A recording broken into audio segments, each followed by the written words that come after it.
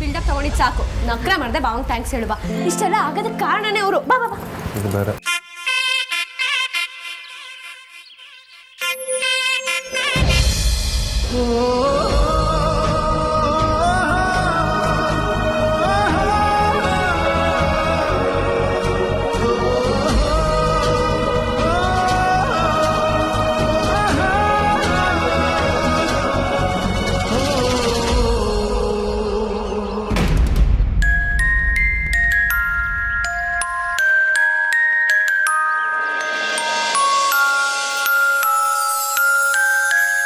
Congrats.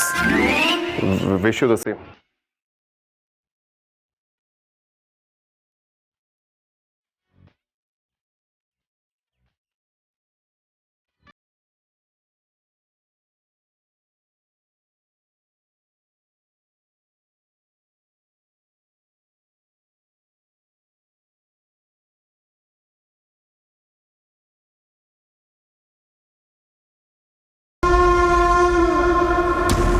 Sarika, ನಾವೇನು ಸಾಧಿಸ್ಬೇಕು ಅಂದ್ಕೊಂಡಿದ್ವು ಅದನ್ನು ಸಾಧಿಸಾಯ್ತು. ಹಾಗಂತ ಇಲ್ಲಿಗೆ ನಿನ್ನ ಜವಾಬ್ದಾರಿ ಮುಗೀತು ಅಂತ ಅನ್ಕೋಬೇಡ.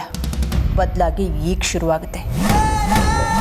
ವಸಿಷ್ಠ ಕುಟುಂಬನ ನೀನು ಎಷ್ಟೇ ಹತ್ತಿರದಿಂದ ನೋಡಿದ್ರು ಅದರಲ್ಲಿ ನೀನು ಒಬ್ಳಾದ್ರೇ ಅದರ ಗಾಂಭೀರ್ಯ ನಿನ್ಗೆ ಅರ್ಥ ಆಗೋದು. ಹಾಗಂತ ಹೆದರೋ ಅವಶ್ಯಕತೆ ಇಲ್ಲ. ಯಾವತ್ತೂ ನಾನು ನಿನ್ನ ಜೊತೆನೇ ಇರ್ತೀನಿ. ನಾನು ನಿಮ್ಮ ಜೊತೆಲೇ ಇರ್ತೀನಿ. ನಿನ್ನನ್ನು ಯಾರು ಕೇಳಿದ್ರು? ನಾನು ಜೊತೆಲಿ ಇರ್ತೀನಕ್ಕ. ನೀನು ಅವಳ ಜೊತೆ ಇದ್ಮೇಲೆ ನಾನು ಅವಳ ಜೊತೆ ಇದ್ದಂಗೆ ಲೆಕ್ಕ ಅಲ್ವಾ? ನಿನ್ನ ಲೆಕ್ಕನ ನೀನೇ ಇಟ್ಕೊ. ಮಧ್ಯದಲ್ಲಿ ಮಾತಾಡಕ್ಕೆ ಬರಬೇಡ. ಸಾರಿಕಾ, ಈ ಮನೆಗೆ ಸೊಸೆಯಾಗಿ ಬರೋದಕ್ಕೆ ಎಲ್ಲ ಕ್ವಾಲಿಟೀಸ್ ನಿನಗಿದೆ. ಆದರೆ ಅದನ್ನು ಸರಿಯಾಗಿ ಬಳಸ್ಕೋಬೇಕಷ್ಟೆ. ಶೋರ್ ಅತ್ತೆ. ಆದರೆ ಏನು? ಇಷ್ಟೆಲ್ಲ ಆದಮೇಲೂ ವೇದಾಂತ್ ಇದನ್ನ ಒಪ್ಕೋತಾನ ಅಂತ ಡೌಟ್ ಆಗ್ತಾ ಇದೆ. ಡೌಟ? ಏನು? ಒಂದು ವೇಳೆ ವಿಕ್ಕಿನನ್ನು ಒಪ್ಕೊಂಡ್ರು ವೇದಾಂತಿ ಮದುವೆಗೆ ಒಪ್ಕೋತಾನ? ನಿನಗಿನ್ನೂ ವೇದಾಂತ್ ಬಗ್ಗೆ ಗೊತ್ತಿಲ್ಲ. ಅವನಿಗೆ ಎಲ್ಲದಕ್ಕಿಂತ ಇಂಪಾರ್ಟೆಂಟು ನಾನು, ನನ್ನ ಮಾತು. ಅವನದನ್ನು ಯಾವತ್ತೂ ಮೀರಲ್ಲ. ಅದಕ್ಕೆ ಬಲವಾದ ರೀಸನ್ ಇದೆ. ಏನತ್ತೆ? ಅದ್ರ ಬಗ್ಗೆ ಈಗ ಯಾಕೆ ಮಾತಬೇಡ.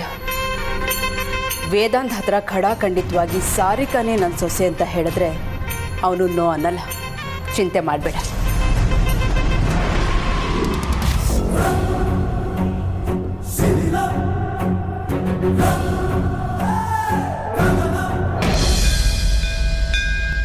ಹಲೋ ಹಲೋ ಹಲೋ ಹಲೋ, ಇದೇನಿದು? ಸಿನಿಮಾ ಮುಗಿದ್ಮೇಲೆ ಆಡಿಯನ್ಸ್ ಎಲ್ಲ ಎದ್ದೋದಂಗೆ ಎಲ್ಲ ಹೊರಟ್ಬಿಟ್ರಲ್ಲ. ಬಂದ್ ಕೆಲಸ ಮುಗ್ದ್ಮೇಲೆ ಮತ್ತಿನ್ನೇನಣ್ಣ? ಇನ್ನು ಕ್ಲೈಮ್ಯಾಕ್ಸ್ ಬಾಕಿ ಇದೆ. ಅದೇನ್ ಬಾವಾ? ಇವಾಗ ನಮ್ಮ ಎಂಗೇಜ್ಮೆಂಟ್ ಆಗಿದೆ. ಆವಾಗ ಟೆನ್ಷನಲ್ಲಿ ಎಲ್ಲರೂ ಬಾಯ್ ಬಿಡ್ಕೊಂಡು ನೋಡ್ತಿದ್ರಿ. ಯಾರು ಫೋಟೋ ತಗೊಳ್ಳಿಲ್ಲ. ಒಂದು ಗ್ರೂಪ್ ಫೋಟೋ ತಗೊಳ್ಳೋಣ ಬನ್ನಿ. Private function. ಸುಮ್ಮನೆ ವಿಷಯ ಎಲ್ಲರಿಗೂ ಗೊತ್ತಾಗಿ ಅದು ಮನೆವರೆಗೂ ತಲುಪೋದು. ನಡೆದಿದ್ದೀನಲ್ಲ ನಾನೇ ಮನೆಯವ್ರಿಗೆ ತಿಳಿಸ್ತೇನೆ. ಈಗ ಗ್ರೂಪ್ ಫೋಟೋ ಅಂದರೆ ತೆಗಿಯೋದು ಯಾರು? ಇದೇನ್ ಬಾವಾ ನೀವು? ಇರೋರಲ್ಲಿ ಯಾರು ಉದ್ವಾಗಿದಾರೋ ಅವ್ರ ಮೊಬೈಲ್ ಇಟ್ಕೊಂಡು ಸೆಲ್ಫಿ ತೆಗೆದ್ರೆ ಆಯ್ತು.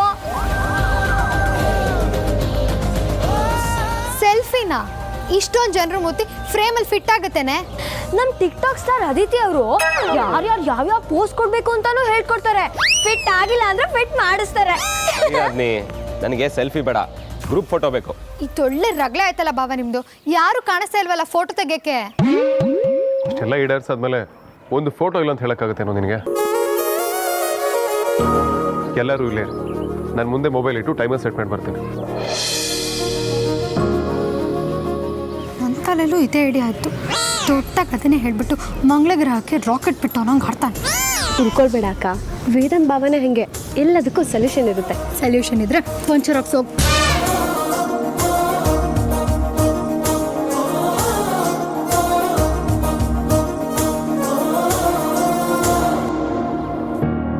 ನನ್ನ ನೆಕ್ಸ್ಟ್ ಪ್ಲೇಸು ಅಗ್ರಜಂಗ್ ಬುಕ್ ಆಗಿದೆ.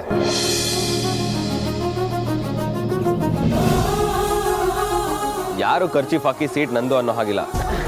ಬೇಗ ಬಾ.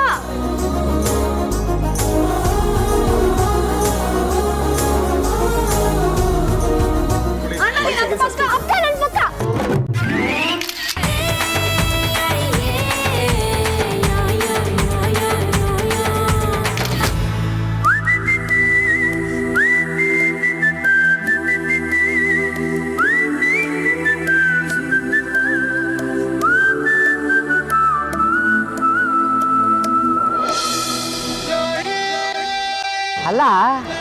ಈ ಮೀನಾಕ್ಷಿ ಯಾಕೆ ನನ್ನನ್ನು ಅವಾಯ್ಡ್ ಮಾಡ್ತಾ ಇದ್ದಾಳೆ? 2 ದಿವಸದಿಂದ ನಾನು ನೋಡ್ತಾ ಇದ್ದೀನಿ. ಲುಕ್ ಕೊಟ್ರೆ ವಾಪಸ್ ಲುಕ್ ಕೊಡ್ತಾ ಇಲ್ಲ. ರಾತ್ರಿ ಊಟ ಆದ್ಮೇಲೆ ಟೆರೆಸ್ ಮೇಲೆ ಬರ್ತಾ ಇದ್ಲು, ಇವಾಗ ಅದು ಮಾಡ್ತಾ ಇಲ್ಲ.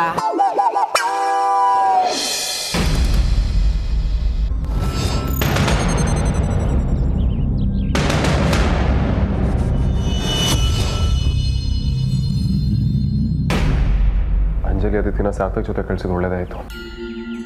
ಯಾಕಾಗ್ರಜ? ಎಲ್ಲ ಸರಿ ಹೋದ್ಮೇಲೆ ತಿಳಿಸ್ತೀನಿ, ಸ್ವಲ್ಪ ವೆಯ್ಟ್ ಮಾಡಿ ಅಂತ ಸಾರ್ಥಕಿಗೆ ನಾನೇ ಹೇಳಿದ್ದೆ. ನೀನು ಹಾಗೆ ಹೇಳಿದ್ದು ಕೇಳಿಸ್ಕೊಂಡೆ, ಆದರೆ ಯಾಕೆ ಅಂತ ಅರ್ಥ ಆಗಿರಲಿಲ್ಲ. ಸರಿನೋ ತಪ್ಪೋ ನನಗೆ ಗೊತ್ತಿಲ್ಲ, ಆದರೆ ನಾವೆಲ್ಲ ಸೇರಿ ಹೀಗೆ ಮಾಡಿರೋದ್ರಿಂದ ಮನೇಲಿ ಹೇಗೆ ರಿಯಾಕ್ಟ್ ಮಾಡ್ತಾರೆ ಅಂತ ನನಗೆ ಗೊತ್ತಿಲ್ಲ.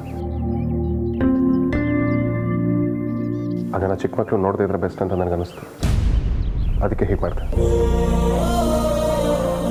ಆರ್ತಿ ಅವರೇ, ನಿಮ್ಮ ಮನಸ್ಸಲ್ಲಿ ಏನು ನೋಡ್ತಿದೆ ಅಂತ ನಂಗೆ ಗೊತ್ತು. ನಿಮ್ಮ ಗಾಬರಿ ನಂಗೆ ಅರ್ಥ ಆಗುತ್ತೆ. ನಂಗೆ ಯಾಕೋ ತುಂಬ ಭಯ ಆಗ್ತಿದೆ ವಿಕ್ಕಿ ಅವರೇ. ಅಪ್ಪ ಅಮ್ಮ ಇದನ್ನು ಹೇಗೆ ತಗೋತಾರೆ ಅಂತ ತುಂಬ ಟೆನ್ಷನ್ ಆಗ್ತಿದೆ. ಯೋಚನೆ ಮಾಡಬೇಡಿ ಆರ್ತಿ ಅವರೇ, ರಿಲ್ಯಾಕ್ಸ್, ನಾನು ಹ್ಯಾಂಡಲ್ ಮಾಡ್ತೀನಲ್ಲ. ಅಮೂಲ್ಯ, ಅಮ್ಮ ಅಮ್ಮ ಅಮ್ಮ ಅಮ್ಮ ಬಂದರು ಅನಿಸುತ್ತೆ. ಗೊತ್ತು ಏನೂ ಇಲ್ಲ ಇವಕ್ಕೆ. ಈ ನಡುವೆ ಸದರ ಜಾಸ್ತಿಯಾಗಿ ಭಯ ಕಮ್ಮಿ ಆಗಿಬಿಟ್ಟಿದೆ. ವಿಚಾರಿಸ್ಕೋತೀನಿ.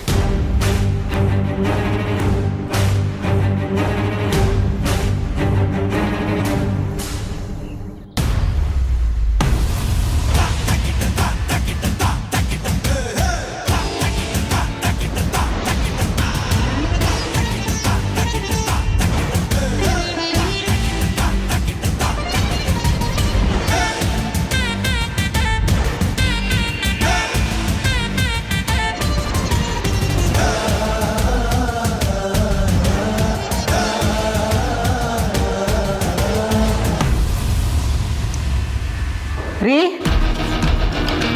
ರೀ ಬನ್ನಿ ಇಲ್ಲಿ. ಅಮ್ಮ ಪ್ಲೀಸ್ ಟೆನ್ಷನ್ ಮಾಡ್ಕೋಬೇಡಿ, ನಾನು ಎಕ್ಸ್ಪ್ಲೈನ್ ಮಾಡ್ತೇನೆ.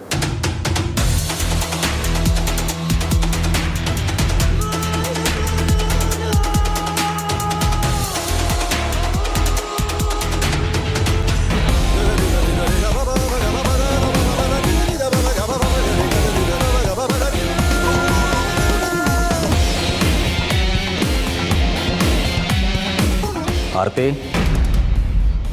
ಏನಮ್ಮ ಇದೆಲ್ಲ? ನಾನು ನೋಡ್ತಾ ಇರೋದು ನಿಜಾನಾ? ನೀವಿಬ್ರು ನಿಶ್ಚಿತಾರ್ಥ ಮಾಡಿಕೊಂಡು ಅದೇನಾಯಿತು ಅಂತ ನಾನು ಹೇಳ್ತೀನಿ. ಬೇಡ ಬಾವ, ನಾನೇ ಮಾತಾಡ್ತೀನಿ. ವಿಕ್ಕಿ ಅವ್ರನ್ನ ದೇವಸ್ಥಾನದಲ್ಲಿ ನಿಶ್ಚಿತಾರ್ಥ ಮಾಡ್ಕೊಳ್ಳೋದಕ್ಕೆ ಒಪ್ಕೊಂಡಿದ್ದೆ ನಾನು. ಆ ನಿರ್ಧಾರ ಕೂಡ ನಂದೇ. ನಿರ್ಧಾರ ನಂದೇ ಆದಮೇಲೆ ಉತ್ತರನೂ ನಾನೇ ಕೊಡ್ತೀನಿ. ದೇವಸ್ಥಾನದಲ್ಲಿ ನಾನು ಎಂಗೇಜ್ಮೆಂಟ್ ಮಾಡ್ಕೊಂಡಿದ್ದು ನಿಜ. ಅಲ್ಲಿ ನೀವು ಯಾರೂ ಇರಲಿಲ್ಲ ಅಂತ ಬೇಜಾರಿದೆ ನನಗೆ. ದಯವಿಟ್ಟು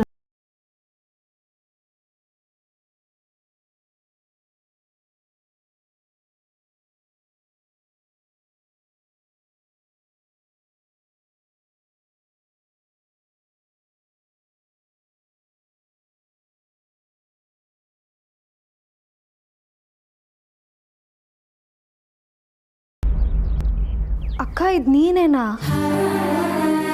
ನಾನು ವಿಕ್ಕಿ ಅವರಿಗೆ ಎಷ್ಟು ಸಲ ನೋವು ಕೊಟ್ಟಿದ್ದೀನೋ ಲೆಕ್ಕನೇ ಇಲ್ಲ. ಪ್ರತಿ ಸಲನೂ ಈ ಮನೆಯವ್ರಿಗೆ ಬೇಜಾರಾಗುತ್ತೆ, ಈ ಸಮಾಜ ತಪ್ಪು ತಿಳ್ಕೊಳ್ಳುತ್ತೆ ಅಂತ ತುಂಬ ಹಿಂಸೆ ಮಾಡಿಬಿಟ್ಟಿದ್ದೀನಿ.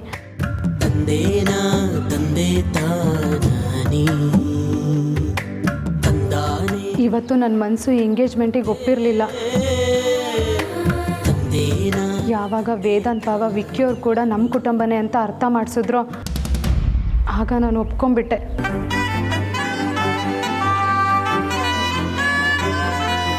ಹಾಗಂತ ನಾನು ಮಾಡಿದ್ದು ಸರಿ ಅಂತ ನಾನು ಹೇಳ್ತಾ ಇಲ್ಲ, ತಪ್ಪು ಅಂತಲೂ ನಂಗೆ ಅನ್ನಿಸ್ತಾ ಇಲ್ಲ ಅಪ್ಪ. ಯಾಕೆಂದರೆ ವಿಕ್ಕಿಯವ್ರನ್ನ ಪ್ರೀತಿಸ್ದಾಗಿಂದ ಎಷ್ಟೆಲ್ಲ ವಿಘ್ನಗಳು ಬಂದವು, ಎಷ್ಟೆಲ್ಲ ಸಮಸ್ಯೆ ಆಯಿತು, ನೀವೆಲ್ಲ ಎಷ್ಟು ಕಷ್ಟಪಟ್ರಿ, ಎಷ್ಟೆಲ್ಲ ಮನಸ್ತಾಪ ಆಯಿತು ಅಂತ ನಾನು ನೋಡಿದ್ದೀನಿ. ಇದರಲ್ಲೆಲ್ಲ ನಾನು ಒಂದು ಭಾಗ ಆದರೂ ಮೂಲೆಯಲ್ಲಿ ಸುಮ್ಮನೆ ನಿಂತುಬಿಟ್ಟಿದ್ದೆ. ನಾನು ಸ್ವಾರ್ಥಿ ಆದ್ನೋ ಭಯ ಪಟ್ನೋ ಆಸೆ ಪಟ್ನೋ ಯಾವುದು ನನಗೆ ಗೊತ್ತಿಲ್ಲ. ಆದರೆ ನಿಶ್ಚಿತಾರ್ಥ ಮಾಡ್ಕೋತೀನಿ ಅಂತ ನಿರ್ಧಾರ ಮಾಡಿದೆ. ಇದಕ್ಕೆಲ್ಲ ಹೊಣೆ ನಾನೇ. ಇದರಲ್ಲಿ ವಿಕ್ಕಿ ಅವ್ರದ್ದಾಗಲಿ ವೇದಾಂತ್ ಭಾವಂದಾಗಲಿ ಅಮ್ಮದಾಗಲಿ ಯಾರ್ದು ತಪ್ಪಿಲ್ಲ.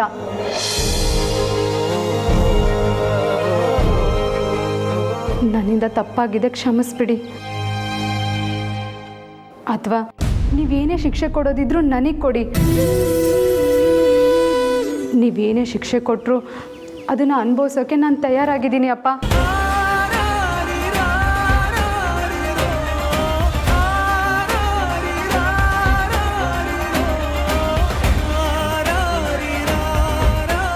ಇಷ್ಟು ದಿನ ನಡೆದ ಘಟ್ಟಗಳು ನನ್ನನ್ನು ಪದೇ ಪದೇ ಪರೀಕ್ಷೆ ಮಾಡ್ತಾಯಿದ್ವು. ಆದರೆ ಕಡೆಗೆ ಎಲ್ಲಿ ನೀನು ವಿಕ್ರಾಂತನಿಂದ ದೂರ ಆಗೋಗ್ತೀಯ ಅನ್ನೋ ಭಯ ಕಾಡೋದಕ್ಕೆ ಶುರುವಾಗಿತ್ತು. ಆಗ ನಾನು ತುಂಬ ಹೆದರಿದ್ದೆ, ಕುಸಿದಿದ್ದೆ, ಆದರೆ ತೋರಿಸ್ಕೊಂಡಿರಲಿಲ್ಲ. ಆವತ್ತು ನಾನು ಇನ್ನೊಂದು ತಿಂಗಳಲ್ಲಿ ನಿಶ್ಚಿತಾರ್ಥ ನಡೀತಾ ಇದ್ದರೆ ಈ ಸಂಬಂಧ ಮುಂದುವರಿಯೋದಕ್ಕೆ ಬಿಡೋದಿಲ್ಲ ಅಂತ ಹೇಳಿದ್ದು ನಿನ್ನ ಮನಸ್ಸಲ್ಲಿ ಹಾಗೆ ಉಳಿದಿತ್ತು ಅನಿಸುತ್ತೆ. ಅದಕ್ಕೆ ನೀನು ಹೀಗೆ ಮಾಡಿದ್ದು ಅಲ್ವಾ? ಕಾರಣ ಏನೇ ಇರಲಿ ರೀ, ಅವ್ರು ಮಾಡ್ಕೊಂಬಂದಿರೋದು ಸರಿನಾ? ಮದುವೆ ಆಗಿಲ್ಲ ಪರಿ. ನನಗೆ ನೀನು ನಿನಗೆ ನಾನು ಅಂತ ದೇವರ ಸನ್ನಿಧಾನದಲ್ಲಿ ತಮ್ಮ ಬಾರ್ಗೆಯವರ ಎದುರು ಒಂದು ವೃತ್ತ ರಚಿಸ್ಕೊಂಡಿದ್ದಾರೆ.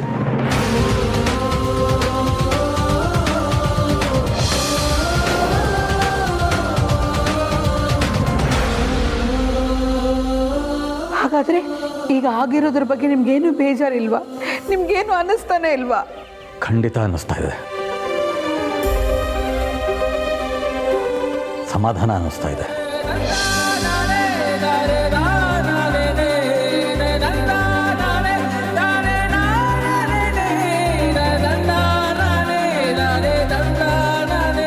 ಆರ್ತಿ ಚಿಕ್ಕವಳಿದ್ದಾಗಲಿ ನಾನು ತನಗೋಸ್ಕರ ತಾನು ಏನೂ ಮಾಡ್ಕೊಂಡಿಲ್ಲ. ನನ್ನ ಬಗ್ಗೆ, ನಿನ್ನ ಬಗ್ಗೆ, ತನ್ನ ತಂಗಿಯರ ಬಗ್ಗೆ ಯಾವಾಗಲೂ ಯೋಚನೆ ಮಾಡಿ ತನ್ನ ಆಸೆ ಆಕಾಂಕ್ಷೆಗಳನ್ನು ದೂರ ಇಟ್ಟಿದ್ಲು. ಹಿರಿ ಮಗಳು, ಜವಾಬ್ದಾರಿ ಜಾಸ್ತಿ ಅಂತ ಎಲ್ಲ ಕಷ್ಟಗಳನ್ನು ನುಂಗ್ತಾ ಬಂದಿದ್ದಾಳೆ. ಆದರೆ ಇವತ್ತು ಮೊದಲನೇ ಸಲ ಎಲ್ಲ ಚಿಂತೆ ಬಿಟ್ಟು ಗಟ್ಟಿಯಾಗಿ ನಿಂತ್ಕೊಂಡು ಸಹಜವಾಗಿ ಯೋಚನೆ ಮಾಡಿ ತಗೊಂಡ ಮೊದಲನೇ ನಿರ್ಧಾರ ಇದು.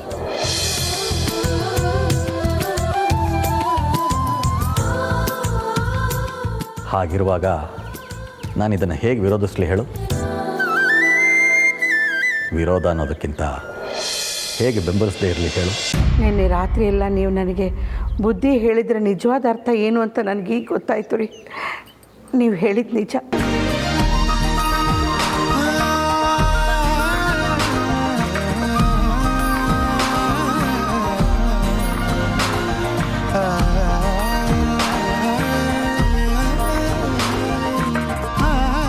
ನೀನು ತುಂಬ ಒಳ್ಳೆಯವಳು, ಸಾಧು.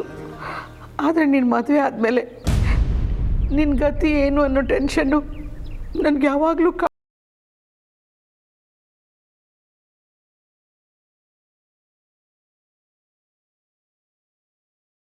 ಮುಂದಿನ ಜೀವನಾನು ಬೇರೆಯವ್ರ ಜೊತೆ ರಾಜಿ ಆಗೋದ್ರಲ್ಲೇ ಕಳೆದು ಹೋಗುತ್ತಲ್ಲ ಅಂತ ನನಗೆ ತುಂಬ ಚಿಂತೆ ಆಗಿತ್ತು. ಆದರೆ ಇವತ್ತು ಮೊದಲನೇ ಸಲ ನನಗೆ ಸ್ವಲ್ಪ ಧೈರ್ಯ ಬಂತು.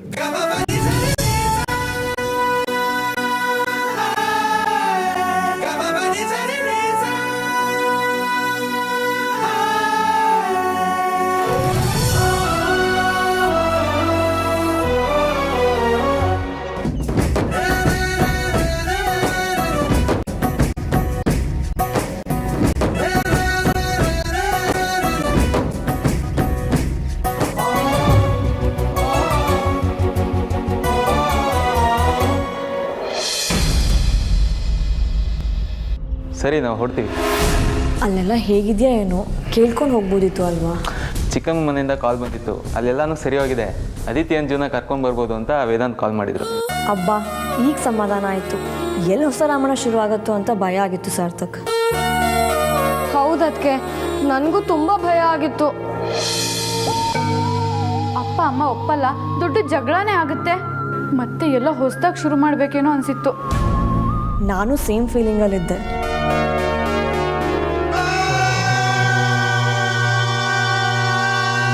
ಬಟ್ ಎಲ್ಲೋ ಒಂದು ಕಡೆ ಅಣ್ಣ ಅಲ್ಲಿದ್ದಾನೆ, ಎಲ್ಲ ಸರಿ ಮಾಡ್ತಾನೆ ಅನ್ನೋ ಧೈರ್ಯ ಇತ್ತು. ಈ ಅನಿಷ್ಟದ ವಿಲ್ಲೇನು ಮಾಡ್ತಿದ್ದಾವೆ? ದೊಡ್ಡಪ್ಪ, ನಾವು ಹೋಗಿ ಬರ್ತೀವಿ. No no no no no, ನೀವು ಇಲ್ಲಿಗೆ ಬರೋದೇ ಅಪರೂಪ ಅಂಥದ್ರಲ್ಲಿ ಹೊರಟು ನಿಂತಿದ್ದೀರಲ್ಲ, ನಾನು ಕಳಿಸ್ಕೊಡಲ್ಲ. ಇವತ್ತು ನೀವಿಬ್ಬರು ಇಲ್ಲೇ ಇದ್ದು ನಾಳೆ ಬೆಳಗ್ಗೆ ಹೊರಡಿ, ನಾನು ಸಂತೋಷವಾಗಿ ಕಳಿಸ್ಕೊಡ್ತೀನಿ. ಇಲ್ಲ ಮಾವ, ಇವಾಗ ಇವ್ರು ಹೊರಡಲೇಬೇಕಾಗತ್ತೆ. ನೀನು ಯಾಕಮ್ಮ ಹೀಗೆ ಹೇಳ್ತಾ ಇದೆಯಾ? ಇರಿ ಅಂತ ಒತ್ತಾಯ ಮಾಡೋದು ಬಿಟ್ಟು ಕಳಿಸ್ಕೊಡ್ತಾ ಇದೆಯಲ್ಲ. ಮಾವ ಅದೇನಾಯಿತು ಅಂದರೆ,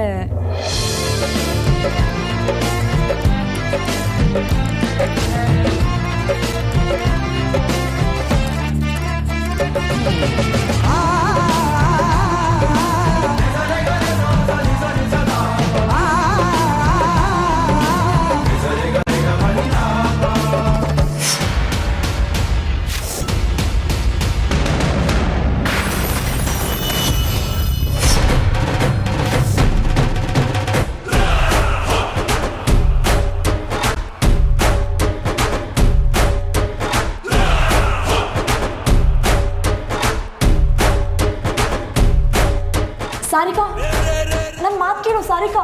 ಆದ್ಯ ನೀವು ಹರದು ಸ್ವಲ್ಪ ಹೊತ್ತಾದ್ಮೇಲೆ ತಾನಾಗಿ ಸರಿ ಹೋಗ್ತಾಳೆ. ಎಂಥ ಕೆಲಸ ಆಗೋಯ್ತು ಆದ್ಯ, ನೀವೇ ಎಲ್ಲನೂ. ಅದನ್ನು ಬಿಟ್ಟು ಬೇರೆ ದಾರಿನೇ ಇರಲಿಲ್ಲ ಮಾವ. ಇದನ್ನು ಹೀಗೆ ಬಿಟ್ಟಿದ್ರೆ ಎಂಗೇಜ್ಮೆಂಟ್ ಆಗಿರಲಿ, ಅವರಿಬ್ರು ಅವ್ರ ಪ್ರೀತಿನೂ ಕಳ್ಕೊಂಡ್ಬಿಡ್ತಿದ್ರು ಅನ್ನೋ ಹಂತಕ್ಕೆ ಹೋಗಿತ್ತು ಮಾವ. ಪರಿಮಳ ಇದನ್ನೆಲ್ಲ ಹ್ಯಾಕ್ ತಡ್ಕೊಳ್ತಾಳೋ ಏನೋ. ಮೊದಲೇ ಅವಳು ಹಾರ್ಟ್ ಸ್ವಲ್ಪ ವೀಕು. ನಾನು ಅಕ್ಕನ ಹತ್ರ ಮಾತಾಡಿದೆ ದೊಡ್ಡಪ್ಪ, ಅಮ್ಮ ಆರಾಮಾಗಿದ್ದಾಳೆ. ಹುಗ್ಗಿ ಪಾಯಸ ಮಾಡ್ತೀನಿ, ಸಂತೋಷದ ವಿಷಯ ಅಂತ ಅಂದ್ಲಂತೆ. Is it? Just I can't believe this. ಅಪ್ಪ, ನಾನು ಇವ್ರನ್ನ ಬಿಟ್ಟು ಬರ್ತೀನಿ, ನೀವು ಸ್ವಲ್ಪ ಸಾರಿಕಾಗಿ ಸಮಾಧಾನ ಮಾಡಿ.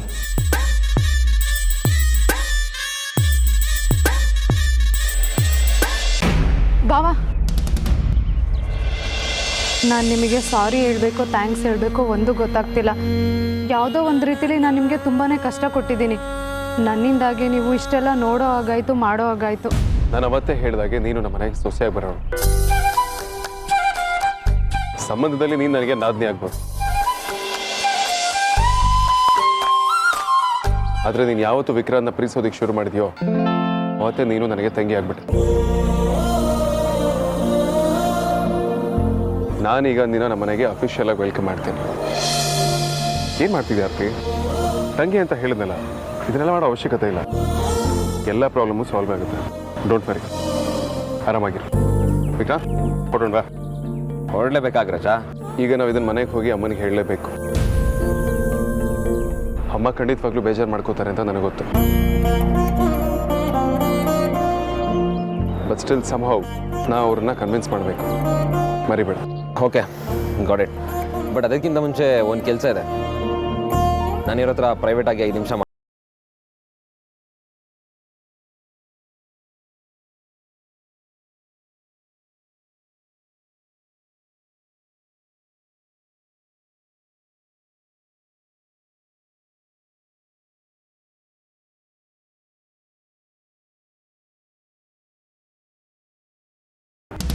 ನಾನು ಇಲ್ಲ ಕಾರಲ್ಲಿ ಇರ್ತೇನೆ.